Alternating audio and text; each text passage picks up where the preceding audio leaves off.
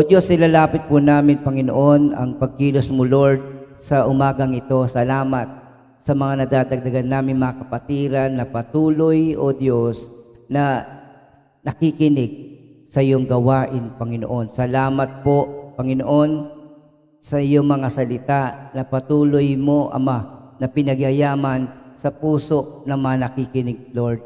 Dalangin ko po, Diyos, sa pangalan ng Panginoon Kristo, na ikaw po ang manguna, ikaw po ang gumabay, Ama, sa kanila, Panginoon, sa pag-aaral. Ipaliwanag mo po, O Diyos, ang iyong salita na pinapahayag. Ama, dalangin ko po, Lord, na sa araw na ito, handa silang makinig, handa rin sila, Panginoon, sumunod sa kalooban mo. Salamat po sa 33 taon ng aming paglilingkod sa iyo. Salamat po sa katapatan mo. Salamat po sa mga panalangin na patuloy mong tinutugon, sa mga himala na nararanasan namin sa aming buhay dahil sa iyong kapangyarihan at kabutihan loob. Marami po salamat, pinagkakatiwala namin ang lahat ng ito, Ama, sa pangalan ng Panginoong Jesucristo.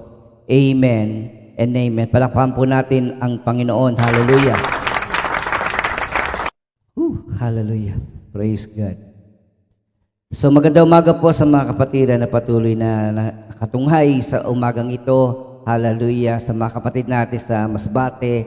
Hallelujah. Natutuwa tayo sa pagkatunay nga kahit malayo ang ating lugar ay nakakasabay sila. Do minsan ipanalangin natin sapagkat lagi yung nagba-brown out doon.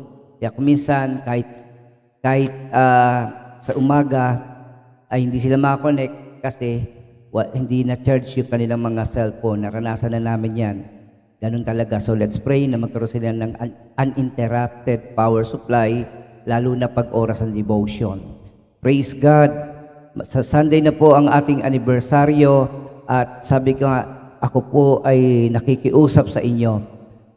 Gusto namin marinig ang inyong mga tinig, gusto namin marinig ang inyong kagalakan sa kabutihan ng loob ng Diyos, ng ating Panginoon sa ating gawain.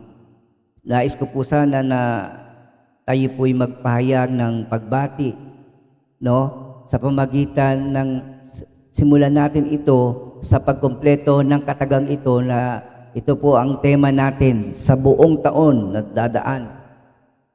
Panghawakan natin at pananaligan natin sa ating buhay ayon sa pagkatawag ng gawain ito.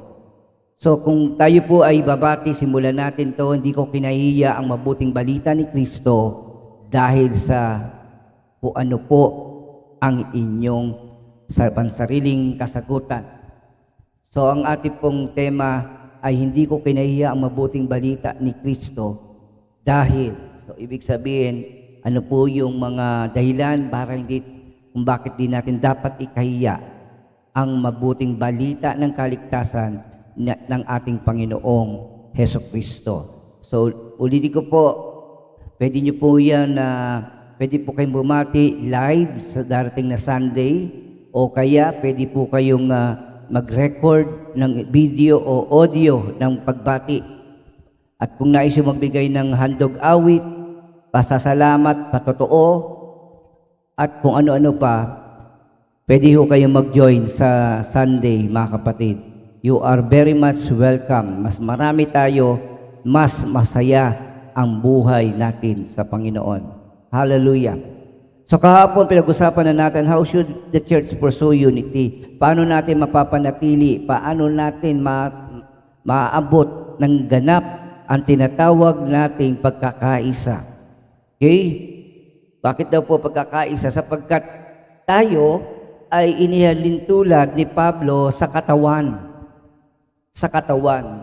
Si Kristo ang ulo ng katawan ng kanyang iglesia at tayo, ang katawan, ay binubuo ng iba't ibang bahagi. Iba-iba. No? So may kamay, may paa, may ilong, may bibig. So merong, bawat katawan, bahagi ng katawan ay may iba't ibang halaga o katungkulan, no? So, ang ating katawan ay hindi pwede sabihin ng paa, hindi kita kailangan katawan. O sabihin ng ilong, hindi ko kailangan ang katawan. Mabubuhay ako nang wala ang katawan. So ibig sabihin, bilang isang katawan, kailangan tayo magkaisa. Ito ang pagkakaisa na tinuturo ni Pablo. Nagtutulungan, hindi nagpokontrahan. No, may mga pagkakataon na sa lahat ng pagkakataon o sa ibang pagkakataon hindi tayo nagkakasundo. Hindi naman tayo laging magkakasundo sa lahat ng oras. Pero sabi nga natin, sa isang bagay ay meron tayong pwedeng pagkasunduan. Kung di tayo magkasundo sa bagay na ito, maaari naman tayong magkasundo sa ibang bagay. So let's continually pray to the Lord that the church will continually reach that kind of unity. No? At kapag naabot natin ang pagkakaisa na yan, tunay nga mas marami ang mapagpapala, mas marami ang maabot ng gawain ito. So ulitin natin, unang-una, paano natin mapapanatili ito? Sabi, unity welcomes one another. So, i-welcome po natin ang sinuman na tumanggap sa Panginoon, ang sinuman na nagnanais na maglingkod sa Panginoon. Tanggapin natin sila bilang sila ay sila malakas man o hindi, perfecto man o hindi. So, hindi mo man gusto ang ugali, sabi nga natin, let's welcome them. Sila ay ginabay ng Diyos para makasama natin sa iglesyang ito. Kaya nga sa katawan alam niyo mga kapatid, kuminsan sasabihin natin kulang tayo sa ilong, pero sa ibang bagay, kumpleto tayo. Ano ibig sabihin ng kumpleto? Kumpleto dahil sa tingin natin, ayos yun. Ayos ang mata, ayos ang tenga, pero pagdating sa ilong, medyo kapos. No? So, kapatid, huwag mo isipin kung ano itsura na ilong mo. Ang malaga, ito ay normal sa bawat isa sa atin. Hallelujah. So sabi dito, ikalawa, unity honors different conviction. Unity honors different conviction. Hallelujah. So, ano ibig sabihin nito? We honor, di natin kinokontra, hindi natin sinusopla. Ang ibig sabihin dito, tinatanggap natin sila bilang sila ay isa. Sabi dito ni Pablo, may nagpapalagay ng isang araw ay higit kaysa iba.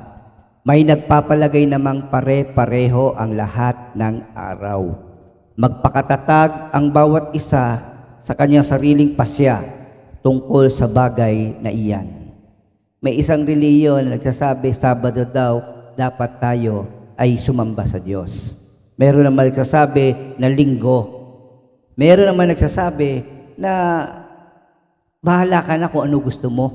No?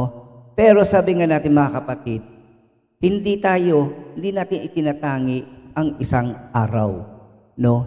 Bilang araw lang ng Panginoon. Do sinabi ng banal na kasulatan na sa 7 araw, no? So meron 7 araw at ang isang araw doon ay sa Diyos at dapat yun ipangilin. Dapat doon sambahin natin ang Panginoon. That is good. But I tell you, hindi tayo pinipigil ng Diyos na ibigay yung 7 araw mismo. Maaari ka sumamba ng Linggo, Lunes, Martes, Miyerkules, Huwebes, Biyernes, at Sabado. Pwede namang araw-araw. Amen? Sapagkat sa araw-araw, si Kristo ang Panginoon ng araw na yon. So, tandaan natin mga kapatid, hallelujah. Kaya, kung may mga tao na ganun ang pananaw, dahil hindi pa sila ganap na matured, no? Hindi pa nila lubusang naiintindihan ang mga bagay na yon. Sabi nga ni Pablo, I beseech you, brethren, nakikiusap ako, I urge you, brethren, to present your body, no? As a living sacrifice, holy and acceptable. So, ang kaulugan ng text na yon is, we do it daily. We worship God daily. We serve God daily. Amen po ba? Hallelujah. So, kung maliwanag po yan, ay i-post nyo sa sa comment section ang amen. Kung naiintindihan nyo, lahat ng araw kapag pinagkatiwala sa Diyos ay may tuturing na holiday, holy day, araw ng Panginoon. Amen. Hallelujah. Palakpakan natin ang Diyos na buhay. Verse 6, ang nangingilin sa isang araw ay nangingilin alang-alang sa Panginoon. Ang kumakain ng kahit ano ay kumakain niyon alang-alang sa Panginoon, sapagkat nagpapasalamat siya sa Diyos. Yun namang hindi kumakain ng lahat ng uri ng pagkain ay gumagawa ng gayon alang-alang sa Panginoon at nagpapasalamat din siya sa Diyos. Kung minsan, dahil nga sa natutuklas ng kaalaman ngayon, mga kapatid, sabi nga natin, may mga pagkain na masustansya at may mga pagkain na masama sa katawan. Okay? Ngayon, wag nating husgahan ng tao sa kanyang kinakain. No? Kung ikaw ay vegetarian, ay irespeto mo ang mga carnivorous o yung kumakain ng karne. No? Kung ikaw ay merong strict diet plan, wag mo naman na husgahan ang kapatiran mo na walang ganong klase ng plano. Ang pinakamalaga, ang lahat ng bagay na tinatanggap natin, maging pagkain man, ay ipagpasalamat natin sa Diyos, sapagkat hindi ang pinapasok sa bibig ang nagpapasama sa tao.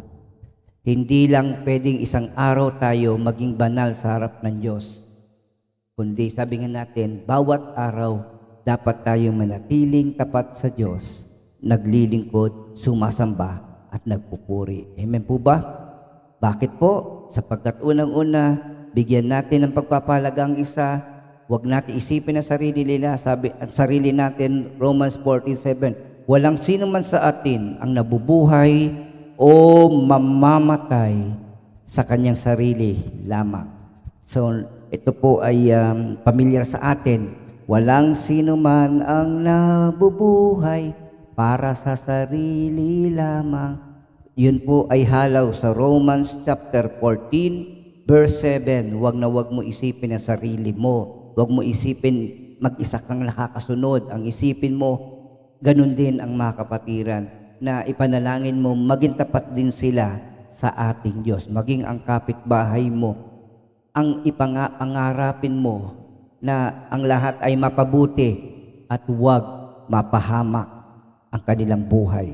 Amen? So yan ang dapat kaisipan ng mga lingkod ng mga anak ng Diyos. Amen. Praise God. Verse 8, kung tayo'y nabubuhay tayo para saan? Sa Panginoon. At kung tayo'y namamatay tayo para sa Panginoon. Kaya nga sa mabuhay o sa mamatay, tayo'y sa Panginoon. Sabi nga ni Pablo, for me to live is Christ and to die is gain. Ang para sa akin, ang mabuhay ay kay Kristo at ang kamatayan ay ganansya. Hindi kawalan, hindi pagkawala, kundi ganansya. Ibig sabihin, after ng buhay sa mundong ito, matatanggap natin ang kumpletong biyaya ng pagiging anak ng Diyos doon sa kaharian mismo sa piling ng ating Diyos. Hallelujah. Napakagandang isipin yun, no? Na tunay nga, mayroong isang lugar na inihanda ang Diyos para siya'y makasama natin at para mamuhay tayong kasama niya sa walang hanggan. Palakpakan natin ang Panginoon. Doon po walang squatter, doon po ay walang sabit. Lahat tayo ay may kani-kanyang tahanan. Lahat tayo ay welcome na tunay nga binibilang tayong mga anak ng Diyos. Hallelujah. Sabi ng Leviticus chapter 23 verse 3, though 6 na araw kayong magtatrabaho, ngunit mamamahinga sa 7th araw, yun ay araw ng banal na pagtitipon. Huwag magtatrabaho ang sino man sa inyo sa man kayo naroroon, ay araw ng pamamahinga para kay Yahweh. So ito po yung kautusan. Sabi ng Mark 2:28, kaya't maging ang araw ng pamamahinga ay nasa ilalim ng kapangyarihan ng anak ng tao.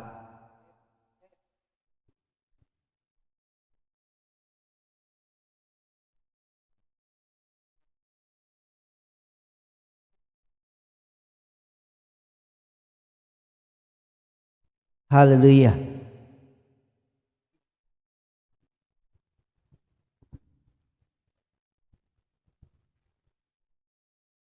Hallelujah. Praise God. Sorry po. Kaya't maging araw ng pamamahinga ay nasa ilalim ng kapangyarihan ng anak ng tao, maging lahat ng araw ay nasa ilalim ng pamamahala ng Panginoong Kristo.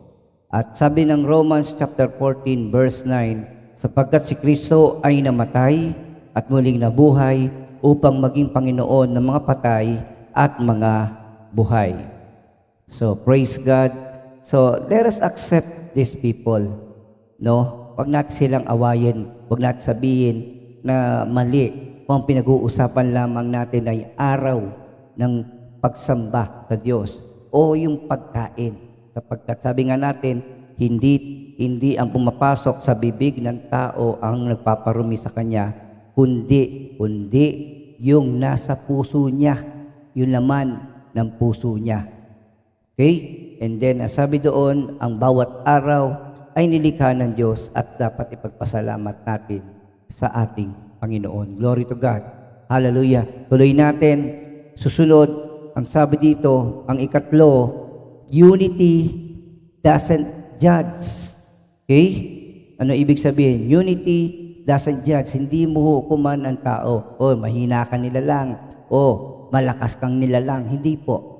Sa iglesia ng Panginoon, dapat walang pag-uhusga.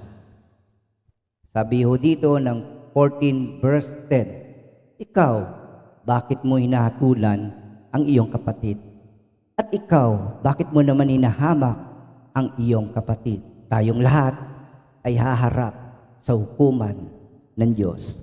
Kapag tayo po ay nagbibigay ng payo sa mga problema ng mag-asawa, kapag binibigyan ng diin ng lalaki o babae ang kasalanan ng kanyang asawa, so, ang tanong ko lagi, nagagalit ka kung nakagawa ng kasalanan ang iyong asawa.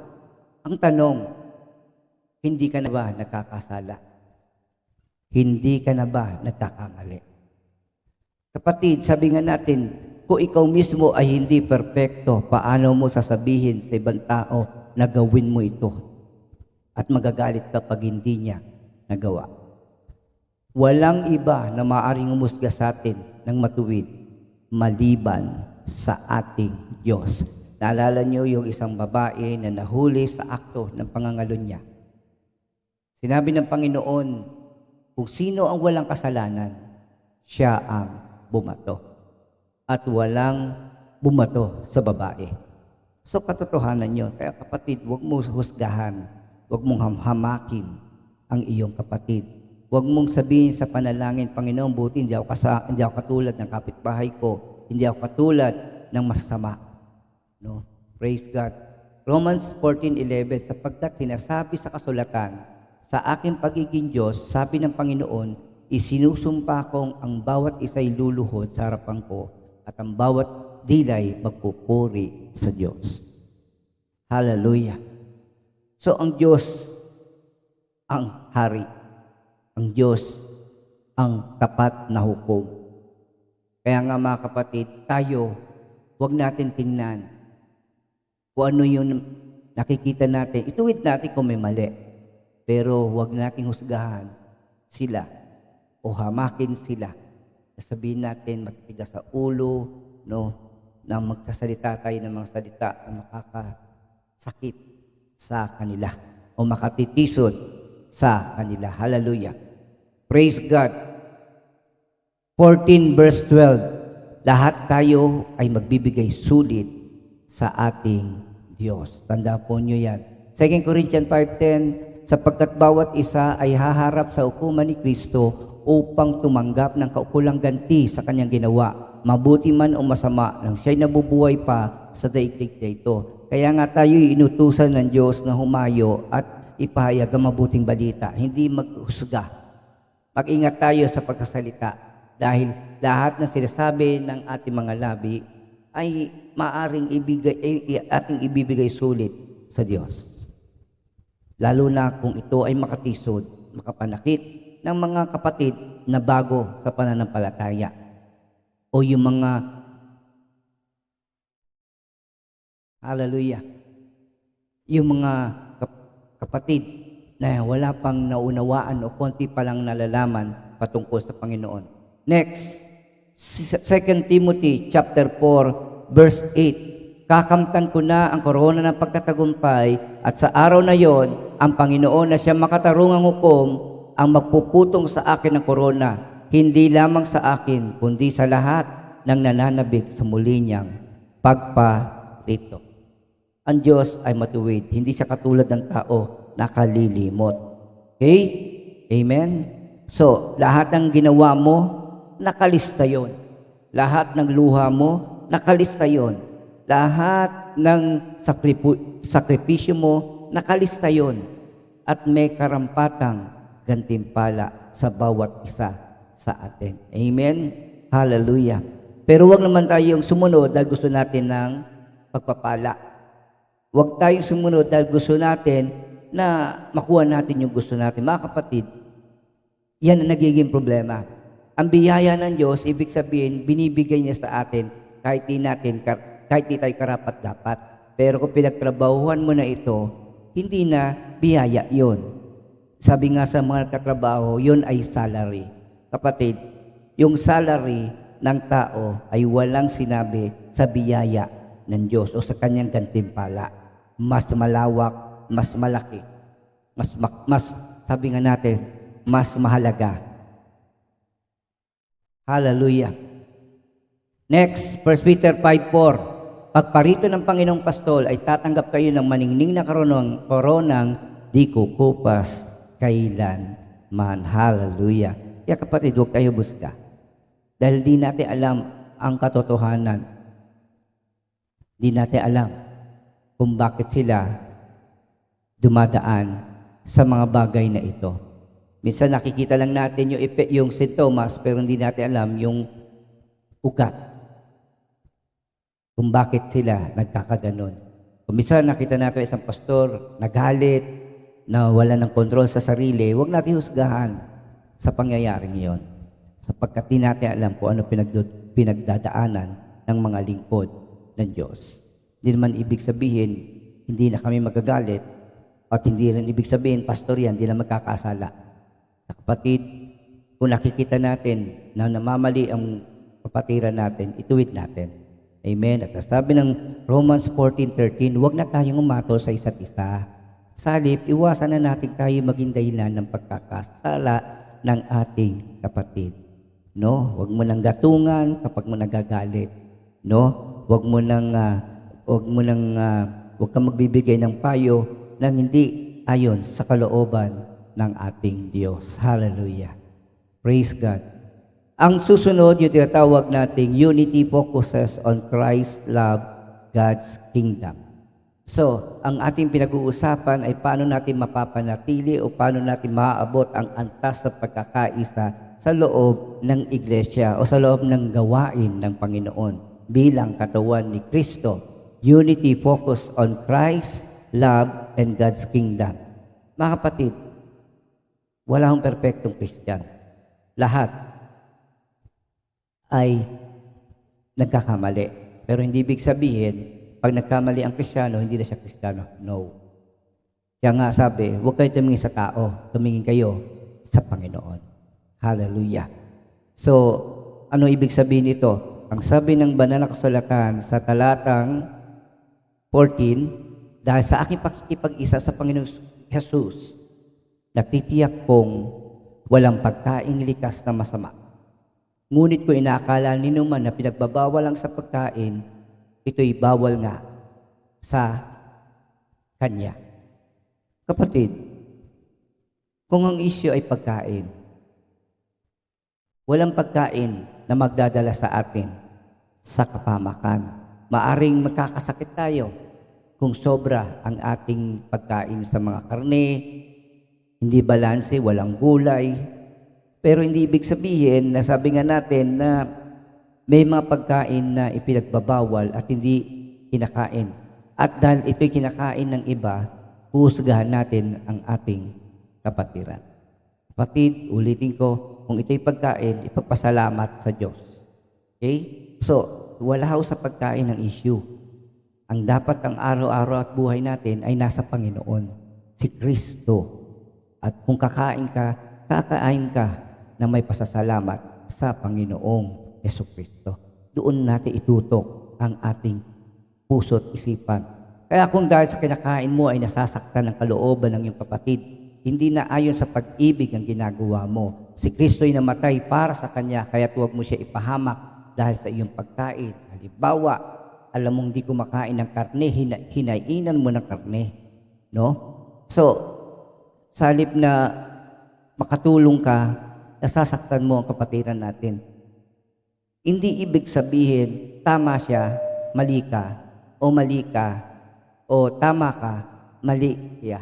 No. Ang pinag-uusapan natin dito, kapatid, ay ang kapakanan ng ating kapatid, ang kapakanan ng iba.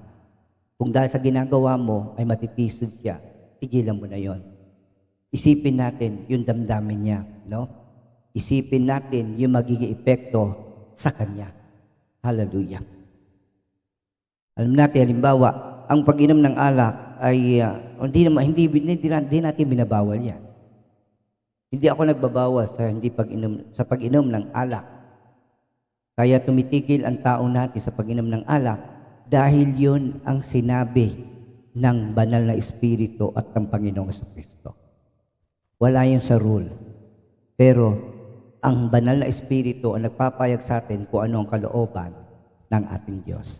Verse 16, ingatan mong ang kalayaang ito ay huwag mapulaan ng iba. Ibig sabihin, malaya kang gawin ang gusto mo, pero siguraduhin mo hindi ito makasasama sa iyo at sa ibang kapatiran at hindi makatitisod. Romans 13:8, huwag kayong magkaroon ng sagutin kanino man, liban sa saguting tayo'y mag-ibigan, sapagkat ang umiibig sa kapwa ay nakatutupad sa kautusan. Ibig sabihin, iwasan natin ang di pagkakaunawaan at hangga't maaari ayusin natin. No? Maaring di tayo magkasundo sa lahat ng bagay, pero sa ibang bagay, pwede tayong magkasundo. Romans 1 Peter 4:8, higit sa lahat, magmahalan kayo ng tapat sapagkat ang pagmamahal ay pumapawi ng maraming kasalanan. Sana hindi lang puro negative ang marinig sa atin mula sa ating mga kapatid, no? Kundi dapat meron ding mabubuting bagay. Huwag tayong tumutok sa mga bagay na hindi maganda. Bigyan natin sila ng pagpapalaga o encouragement sa nagagawa nila. At naniniwala tayo, yung mga mali sa buhay nila ay itatama at iwawasto ng Diyos sa tamang panahon. So manalig tayo. 1 John 3:11, ito ang aral na narinig nyo sa simula pa, mag-ibigan tayo. Mga kapatid, yun ang pundasyon ng ating relasyon, ang pag-ibig. Pag-ibig sa Diyos at ang pag-ibig sa kapwa katulad ng pag-ibig natin sa ating sarili. Amen? Palakpakan natin ang Panginoon. 14:17, sapagkat ang pagpasok ng tao sa kaharian ng Diyos ay hindi nababatay sa pagkain at inumin, kundi sa pagiging matuwid, pagkakasundo-sundo, at kagalakan na pawang kaloob ng Espiritu Santo. So ulitin ko, ano to? Ang sabi dito, dapat andun ang katwiran, ang pagkakasundo, at ang kagalakan. Kaya minsan, paano malalaman kung kalooban ng Diyos ang ginawa mo?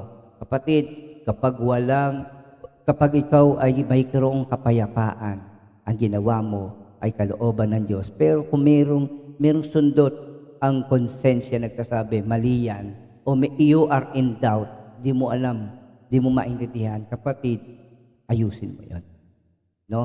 Sapagkat kung kalooban ng Diyos, kagalakan at kapayapaan ang nasa puso mo. At kung hindi gano'n na nangyayari, maaring may ibang mali o hindi wasto.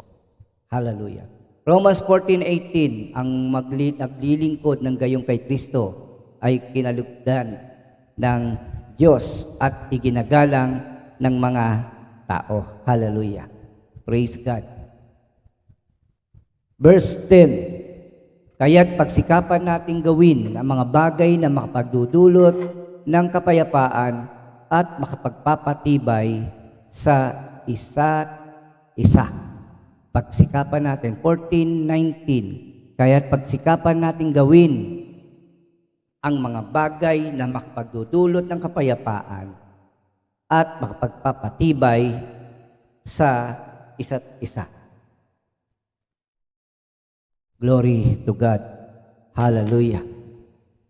Praise you, Jesus. No? So, yan yung 5. Ito yung panglima, huling bahagi. Unity pursues faith. Unang-una, we welcome one another. Number 2, let's honor different conviction. No? Kasi ang antas ng maturity ng isang Kristiyano ay hindi bigla matured. Maaring may bago, maaring kulang pa ang kaalaman. So, let's honor them at the same time na i-guide natin sila, na ma-encourage sila, na magpakalalim. Huwag hindi naguhukom, no? No, hindi humuhusga o humahamak sa kapatid. May focus sa tinatawag natin kay Kristo, sa pag-ibig at sa paghahari ng Diyos. At ang huli, unity pursues faith. Ibig sabihin, sa pagkakaisa natin, no? Patuloy tayo nagpapakalalim sa pananalig. Huwag niyo ipahamak ang iniligtas ng Diyos dahil sa inyong pagkain. Verse 20, walang pagkaing likas na masama. Ang masamay kung magkakasala ang iba dahil sa iyong kinakain. Yun. So, huwag mo isipin na ang sarili mo lang, kundi ang iba. 21, mabuti ang di kumain ng karne o uminom ng alak o gumawa ng anumang magiging sanhi ng pagkakasala ng iyong kapatid. Verse 22, ikaw na lamang at ang Diyos ang dapat makaalam ng iyong paniniwala tungkol sa bagay na ito. Maligaya ang taong di sinusumbatan ng kanyang budi kapag ginagawa niya ang mga bagay na inaakala niyang tama. And verse 23, ngunit ang sino mang kumakain sa kabila ng kanyang pag-aalinlangan ay nahatulan ng Diyos sapagkat hindi ayon sa kanyang pananalig ang kanyang ginagawa. Kasalanan ang anumang gawang hindi ayon sa pananalig. Amen? Kaya nung minsan na experience namin nung kami po ay nasa GIL pa, na may isang doon na Christian, no? Na lalaki siya, no? Dumadalo siya sa gawain ng Panginoon na nakasuot pambabae. Kung sa iba, huhusgahan kagad nila yun at sasabihin nila bawal yung ganon. Pero nakakatawang isipin na nung oras na yon, naramdaman niya yung pag-ibig ni Kristo, yung pagtanggap ng simbahan. Later, binago siya ng Panginoon and now he is a pastor. Nakuha nyo? So, sa simula, hindi pa perfect. Pero, pagdating ng oras na hinipo yan ng banal na Espiritu ng ating Panginoon, susuko at susuko yan sa Diyos. Yan ang naisabihin ni Pablo. Na tunay nga, sino man yan, ano man siya, mataba, payat, matangkad, maliit, mabuti man o hindi ang ugali. Kapatid, kapag yan ay tunay na nahipo ng Panginoon, magbabago yan. Kaya nga, sa gawain ng Panginoon, ang Diyos ang Panginoon, huwag tayo humusga. Dahil sabi ko nga sa inyo mga kapatid, ang Panginoon ay tinanggap sila, tanggapin din natin ang ating mga kapatiran. Palakpakan natin ang Panginoon. Hallelujah. Kaya walang sino man ang nabubuhay para sa sarili lamang. Huwag niyong kaliligtaan ang mga talatang iyan. Isipin mo ang kapakanan ng iyong kapatid. Isipin mo ang kapakanan ng iba. Huwag lang ang sarili natin. Igalang mo ang mga mahihina pa sa pananampalataya. Tulungan natin sila na lumago. at lumalim. Hallelujah. Ito ang paraan ng Diyos upang ang kanyang iglesia ay magkaroon ng harmony, ng pagtutulungan, pagkakaisa, upang matupad nila ang tungkuling iniatang ng Diyos sa akin, sa inyo, at sa lahat. Praise God. Tunay nga, ang kabutihan ng Diyos ay hindi nawawala sa bawat isa. Kaya kapatid, sa araw na ito, alalahanin mo ang kabutihan ng Diyos. Kung paanong tayo ay dating nasa dilim at dating tinatakwil, tinatalikuran ng Diyos at ngayon naglilingkod sa Kanya. Nangyari yan sa biyaya ng ating Diyos sa pamagitan ng ating pananalig. Tayo ay Kanyang dinala sa Kanyang harapan upang tayo ay maligtas. Amen? Palakpakan natin ang Panginoon. Sabihin nga natin diyan sa ating comment section, mabuti ang Diyos. Mabuti ang ating Panginoon. Amen and amen. So God bless you, mga kapatid. May these words be your guiding principle. No?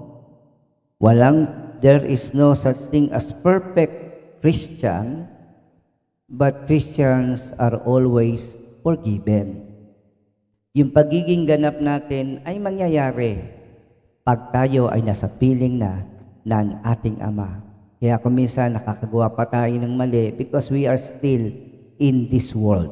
Maraming tukso, maraming hadlang. At ikalawa, tayo pa'y namumuhay sa ating mga laman. Nagugutom din, napapagod din, nai-stress at nadidepress. At dahil doon, nakagagawa ng mga bagay na pagkakamali o kaya nakakasakit sa damdamin ng iba. Pero ang Diyos ay tapat na tayo'y inunawa at naging tapat siya sa atin, sa kabila ng ating pagkukulang. Amen. Palakpakan natin ang Panginoon. Sa Diyos ang papuri. Hallelujah. Ingatan tayo ng ating Diyos. Magandang umaga po. Pagpalain tayo ng ating Diyos at sarili Panginoon. God bless you. Hallelujah.